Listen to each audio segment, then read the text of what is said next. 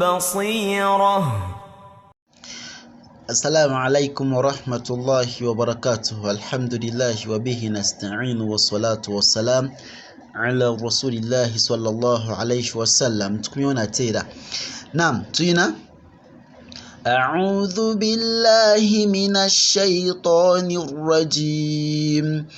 ونبغي kuwa baga shadda with tanwin kati shadda liko chi tanwin twina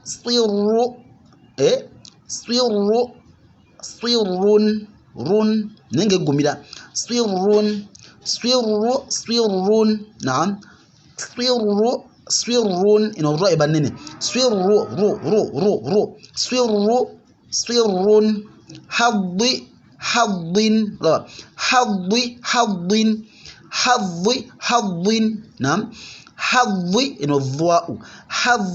hadhin dhin naam hadhin dhillun gumiza burungi dhillin ino lin dhillun rabbun hayyun rabbun hayyun fajjin jawin so si jawi to samu biyo gamanti jawin kullun barrun ghammin na gamanti mimu yo soko jiuneko gamanti ghammin ochitegede kati wano waliwo ensoma za mirundi ebiri wano line zino ebiri za mirundi ebiri ekisooka oyinza okusanga ekigambo kino nga kyekisembayo ku aya naam oba siki n'okisanga makati ga aya naam kati ngano myasawona tuga nti hubban tegereka hubban nesenga kyekiba ekisembayo ku aya tuwanega nti hubba okitegede hubba nga kiri at last naye bw'okisanga makati nga mu maaso gene ennyuku eno togibala togibala bw'osanga nga wano waliwo ennyukuta eya idhihaaru wano naam twasoma dda genda wali mu video zaki za tajwid wansaawo ojola idhihaaru senga wano wabawo ennyukuta etulagira okwolesa zino tanwin naam ng'ekigambo kiri makati tugaa nti hubban naam hubban tugaa nti ban netulaga tanwin eno because maaso waliwo ennyukuta eyaki eya idhihaaru twaziraba dda naam akhi haka ilman hazahu ghairu khasir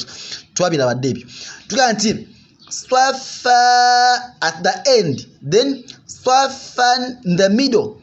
in case wano waliwo ki idhihaaru okitegedde bulungi nnyo swafa oba swafan qawiyun naam lwaki qawiyun nga maaso wano wali plus waliwo ennyukuta yaki eya idhihaaru mu Qur'an ekitiibwa naye kati wano kiri qawiyun naam marjuwa at the end of the ayah then marjuwan in the middle just in case wano waliwo idhihaaru later so tuga nti marjuwan oba marjuwa waliyun just in case wano waliwo ki idhihaaru later waliyun mukibban oba mukibba at the end of the ayah naam tuganti mukibban just in case wano waliwo ki ennyukuta etulagira okolesa zino tanwin twasomadde ebyo mukibban oba mukibba sawiyan just in case wano waliwo ki idhihaaru later sawiyan oba sawiya at the end utullin eno shadda just tiyakwata bulungi utullin